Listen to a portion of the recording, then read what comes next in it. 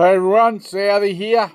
After racing on the weekend, I thought about all the discussion about the difference between oval track racing and circuit racing and all these different things and the different level of difficulty from one discipline to the other. And I know that, especially supercar fans who really only like their circuit racing seem to think, they have this opinion that circuit racing is the most difficult and the most technical of all the racecrafts. I certainly disagree with that. But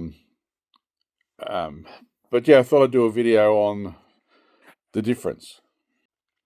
I've been fortunate enough through my racing career to drive a lot of different things, a lot of different levels of and types of disciplines in motorsport. I've driven Dirt-Speedway, from low-level speedway cars, not a lot of horsepower, four-cylinder speedway cars, right through to big horsepower V8 super sedans and late models.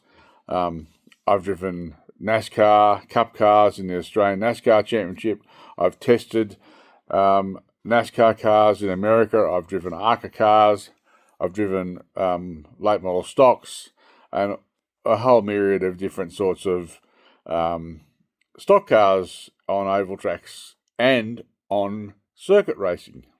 I did over 2 years of full-time circuit racing in NASCAR stock cars, where I had most of my success. I had 6 wins racing a NASCAR Cup car circuit racing. So I think I'm pretty well placed to form an opinion on what I think is the most difficult and the most technical, to what I consider to be the easiest out of all those. And I know a lot of you can see where I'm going with this, but I just wanted to share my thoughts on those things, because I think that I have a really strong opinion on it. High horsepower, low traction dirt oval track cars are the most difficult to drive. There's no question that driving a late model, a super sedan, or a sprint car are by far the most difficult to drive. They aren't the most technical, but they are the most difficult. You really have to be up on the wheel, you really have to have your wits about you, and you really need to know what you're doing. They are far more difficult to drive than any circuit racing, any oval track racing on asphalt, anything else. The dirt track stuff is the most difficult discipline to be successful at out of all those categories. Asphalt oval track racing is also difficult, but just because of the sheer corner entry speed is what makes it more difficult to come to terms with. I know a very, very, very famous Australian circuit racing driver who came to racing NASCAR in the 90s, and he pulled out of the competition, and purely because of the corner entry speed. He just said, it's not for me, I don't want to do it, it's too fast for me. And when he said it's too fast for me, he was talking about corner entry speed. So yeah, it can be very daunting, and yeah, so that's what makes it very difficult as well to come to terms with. Also, it's the most technical from all of them as well, oval track racing. And I understand that the circuit racing fans don't get that, they don't understand that, Shane Van Gisbergen, in an interview earlier in the year, or it might have been the end of last year, he actually said that. He said, I didn't realise how technical oval track racing was until he got involved. He said, the comparison he made was about your marks, hitting your marks. He said that, in supercar racing, you hit the same marks lap after lap after lap, but in oval track racing, your marks change depending on where you are in the race, depending on how much rubber's on the track, all those things, where you are, whether you're got cars on the inside or the outside of you, all those sorts of things. So he said that he thought that that's what made oval track racing on asphalt more technical than circuit racing, was purely that everything changes as the race goes on. Whereas in circuit track racing in supercar, you're hitting the same braking marks, you're hitting the same marks lap after lap after lap, and nothing changes. Where in oval track racing, it's different every lap. It changes throughout the race. And it's very, very technical because your speeds can be different. Everything about it changes, and everything is different during the race, so it's very technical. But the other thing about oval track racing that where Shane isn't, I don't think he's there yet, is the intensity at the end of the races. It's one thing to run in the top 10, run in the top 5 during a race, or finish in the top 10 during a race. That's a great achievement. Shows you've done a great job, as you did in the last race, and you've got your car's great, and you've driven really well. He drove his ass off in that last race. But where it gets incredibly difficult and the intensity level is out of control is that last lap, or that last lap and a half or 2 laps, when you've got 4 or 5 seasoned, hard-ass oval track guys all going for the win. That's where Shane isn't there yet, because that intensity level picks up 1,000% from where you're just running around the top 10 or the top 5 during the race. And that's what's going to hold him back from possibly winning an oval track race just yet. He isn't at that level yet where he can actually race those guys for a win at the end of the race. Racing with them during the race, one thing. Racing against them for a win at the end of the race on an oval track, a different thing.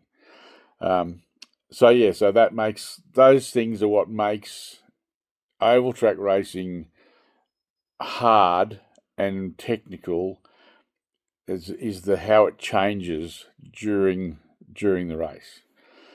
Circuit race doesn't. I think it changes is that everyone gets spread so far apart. You look at Bathurst; there's minutes between them. I mean, it's you're kidding yourself if you think that's exciting racing. Now, circuit racing. I consider myself to be an oval track racer. Always have, and I consider myself to be a good oval track racer. Doesn't matter whether it's on bitumen or dirt. That's what I consider myself to be. Now, I never had any success as far as winning goes on an oval track in the NASCAR cars. Had a top 5 qualifying effort once, and I set a fastest speed once, and I've also run in the top 10 a few times, but I've never battled for a win and come in a first, second, or third, or a top 5 on an oval track. But when we went circuit racing, I picked that up. I had a weekend with Jim Richards where he showed me. For anyone who doesn't know who Jim Richards was, he's one of Australia's greatest race car drivers. I consider him probably the greatest to touring car, sedan type driver Australia's ever produced. I had a weekend with him where he took me and another driver, Robin Best, onto the Calder National Circuit and tutored us on circuit racing, tutored us on how to brake, how to turn in, all those sorts of things, and how to use our feet and all that sort of stuff. And it was an incredible learning experience, and I took so much away from it. I'm grateful to him to this day. So in that 2.5 years of circuit racing, I won 6 races, had 3 poles one year and 3 poles the next year, had a bunch of seconds, had a bunch of top 5s all the time unless the car broke, top 3s mostly unless the car broke. Really kicked ass in those cars, and racing against great competition too. Like we had, some of Australia's best, circuit drivers that we were racing against, including Andrew Madecki, who I admire and look up to greatly, and I got to race him one-on-one and beat him a few times fair and square, and he admitted that, I beat him fair and square in doing the circuit racing stuff, and I, as much as I enjoyed it and it was a lot of fun, it wasn't what I would have been wanted to do. I found the circuit racing quite easy. As Shane said about hitting your marks, you just got to hit your marks lap after lap to keep going, to get an average speed, to keep those speed. My average lap times were so consistent. I was really good at hitting my marks and keeping my lap times spot on. And it was easy. I think circuit racing is relatively easy compared to those other disciplines. It's I think anyone can learn how to do it. I don't think anyone can learn how to oval track race. I don't think anyone can learn how to race dirt track on an oval either. I think that's something that takes a little bit extra. You've really got to have some balls to race a high horsepower, low traction car on dirt.